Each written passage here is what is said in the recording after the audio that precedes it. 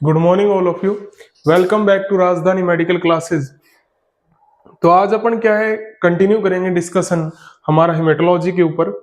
Haematology के अंदर आपको पिछले लेक्चर में आपको बता दिया था कि हीमोग्लोबिन है क्या एक्चुअल में, कि क्या क्या चीजें होती हैं। तो 5 नंबर में अगर क्वेश्चन आता है तो पिछला लेक्चर सफिशियंट है उसके लिए, वहीं तक लिखना है।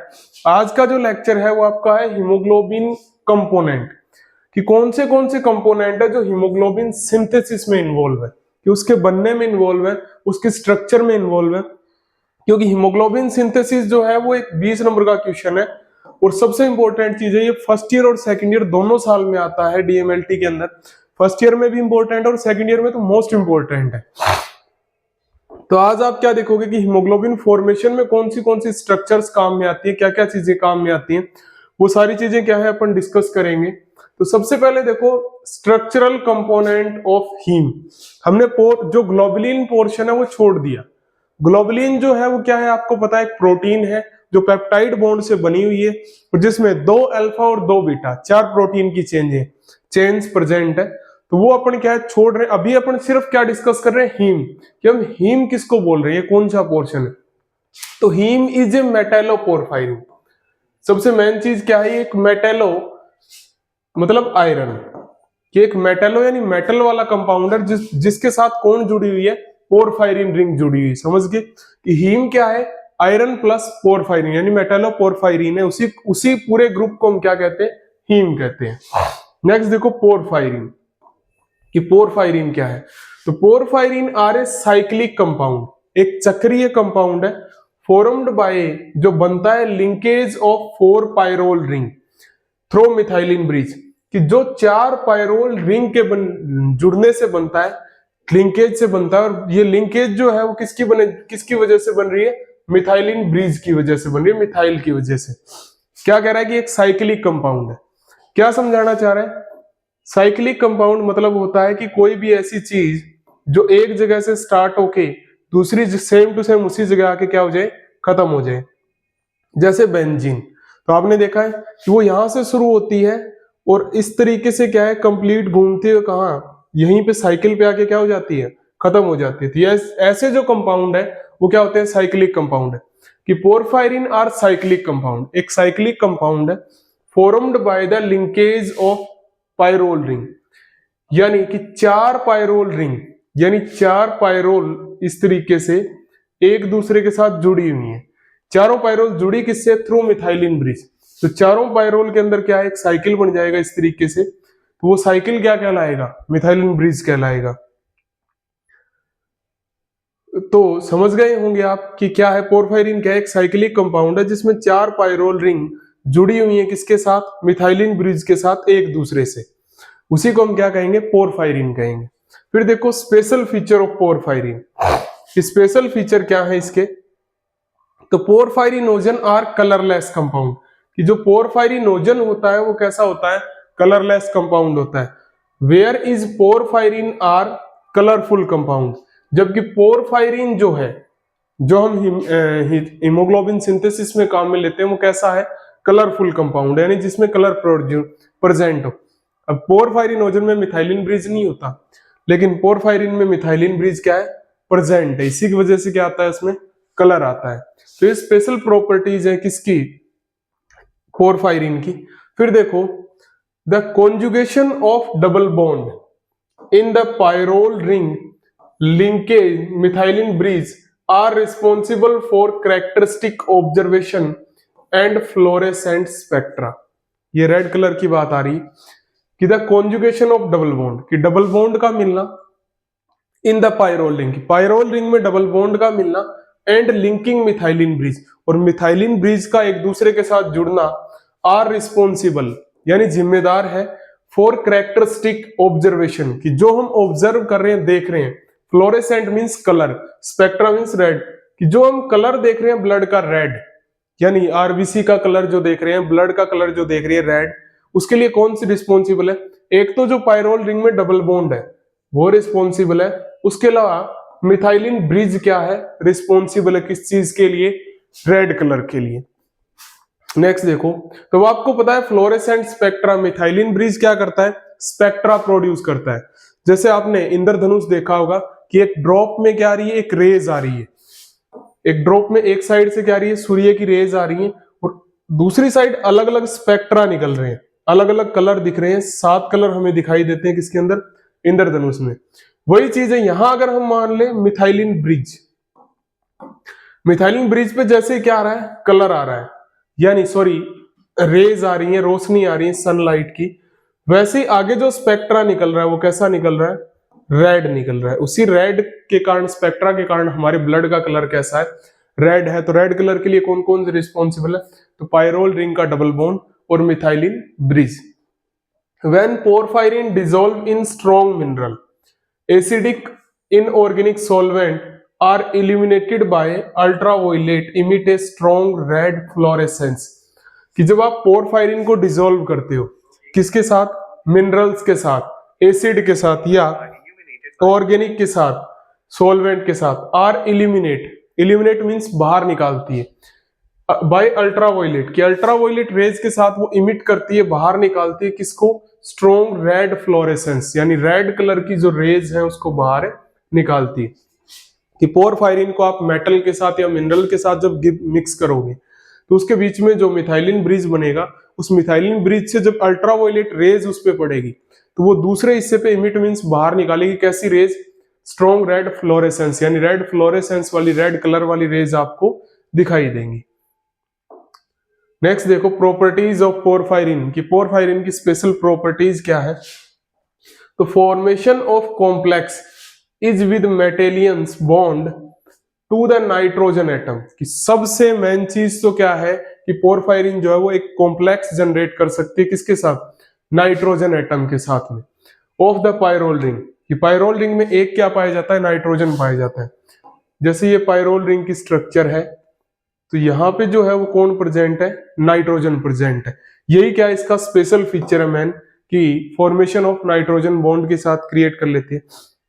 अब देखो iron plus porphyrin, haem of haemoglobin, कि आयरन को हम किसके साथ अगर ऐड करें, आयरन मेटल अगर हम ऐड करते हैं तो पोरफायरिन के साथ हमें क्या मिलता है, हीम मिलता है, किसका, हीमोग्लोबिन का।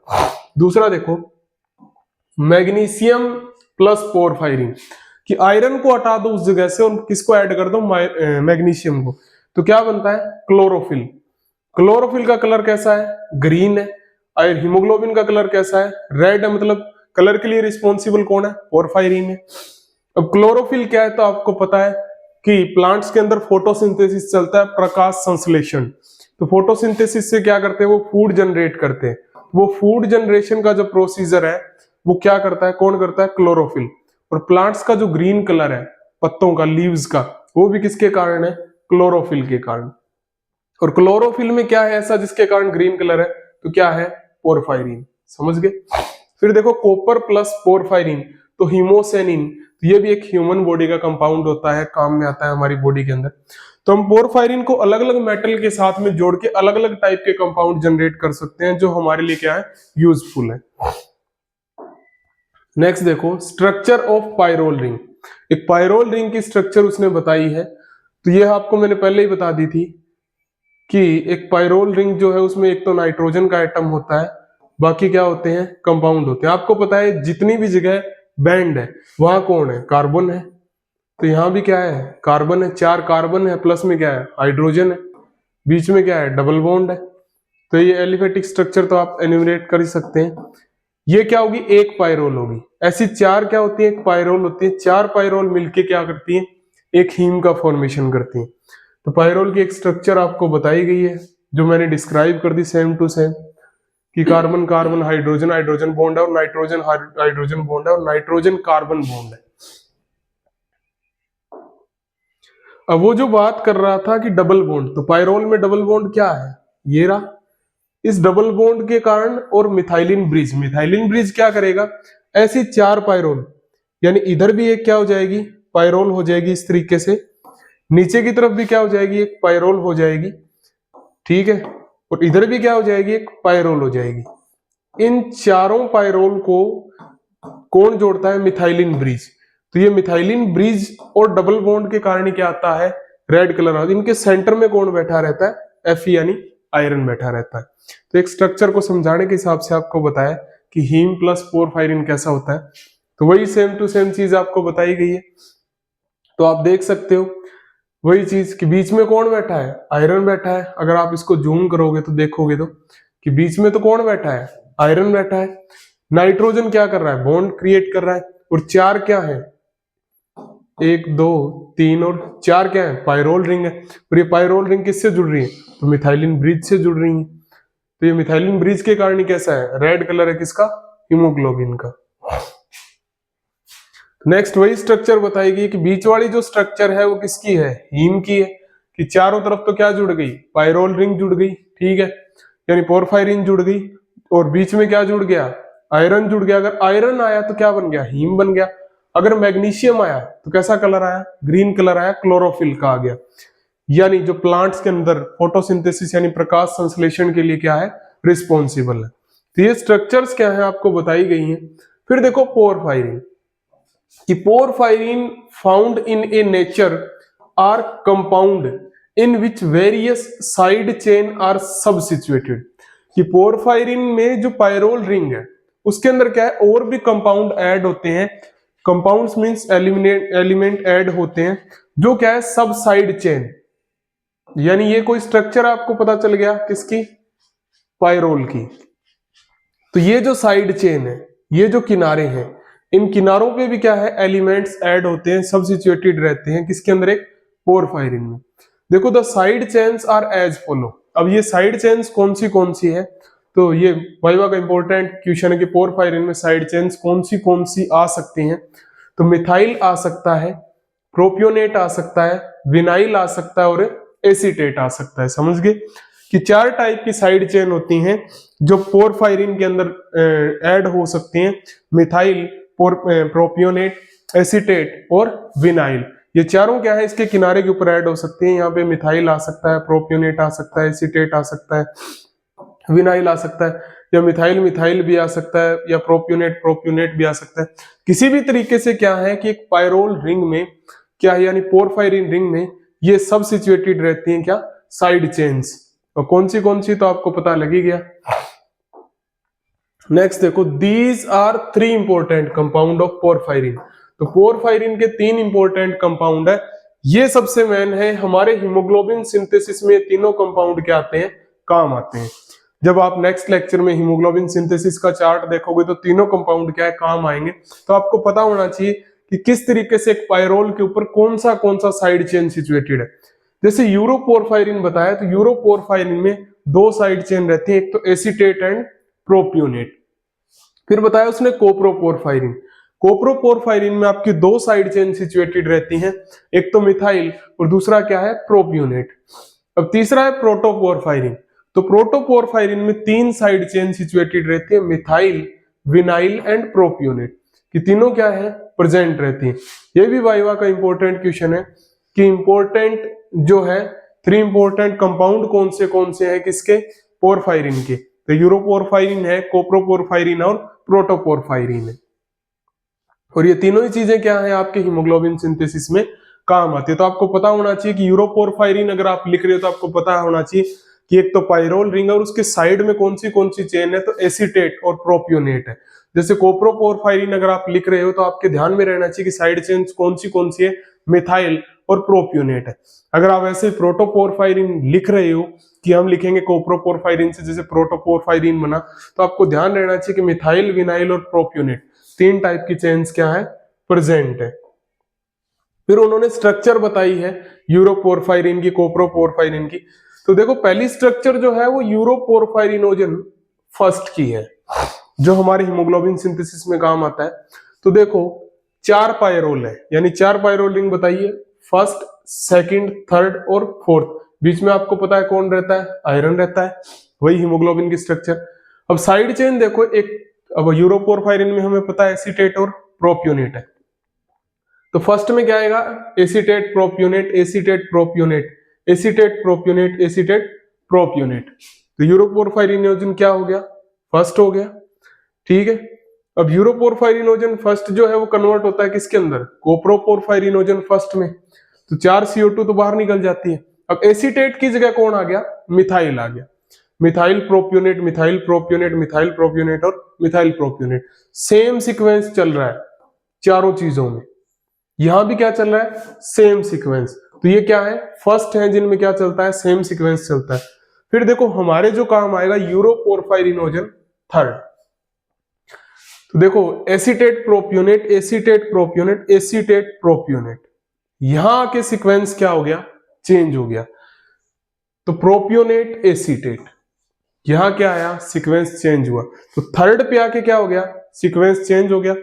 ये थर्ड है, थर्ड और फोर्थ के बीच में जो सीक्वेंस है वो सेम आ रहा है, प्रोपियोनेट प्रोपियोनेट। तो ऐसी जो साइक्लिक रिंग होगी पाइरोल की उसको हम क्या कहेंगे? यूरोपोरफाइरिनोजन थर्ड। अब यूरोपोरफाइरिनोजन थर्ड किस में कन्वर्ट होता है? तो कोप्रोपोरफाइरिनोजन थर्ड में।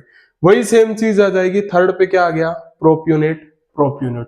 एसीटेट की जगह तो कौन आएगा? मिथाइल आएगा। हमने पहले ही देख लिया था कि कौन सी साइड चेन है किसमें। लेकिन थर्ड कार्बन, थर्ड पाइरोल पे आके क्या हो गया? सीक्वेंस क्या हो गया? सेम हो गया। तो ये स्ट्रक्चर है जो आपके हीमोग्लोबिन सिंथेसिस में काम आएगी, यूरोपोरफाइरिनोजन थर्ड और कोप्रोपोरफाइरिनोजन थर्ड। आपको ये भी एक अंदाजा हो गया कि यूरोपोरफाइरिनोजन थर्ड से क्या बनता है? Coproporphyrinogen third. और कोप्रो से आगे क्या बनता है? प्रोटोपोरफाइरिन। नेक्स्ट देखो सिंथेसिस ऑफ पीबीजी यानी पीपीजी पोरफोफिरिनोजन। नेक्स्ट देखो further metabolism take in mitochondria, ये माइटोकॉन्ड्रिया में चलती है।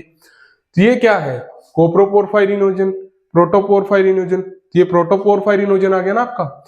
Methyl vinyl, methyl vinyl, methyl propionate और मिथाइल प्रोपियोनेट। तो ये प्रोटोपोरफाइरिनोजन क्या है? थर्ड है। बना किससे? कोप्रोपोरफाइरिनोजन थर्ड से। तो यहां से हमारे इस लेक्चर में एक चीजें क्लियर हो गई कि क्या बन रहा है। सबसे पहले तो आपके क्या बन रहा है? यूरोपोरफाइरिनोजन थर्ड, फिर यूरो से कोप्रोपोरफाइरिनोजन थर्ड और कोप्रो से क्या बनेगा? प्रोटोपोरफाइरिनोजन थर्ड बनेगा, जिसके सीक्वेंस आपके सामने है। Thanks to all. Next lecture आप देखेंगे।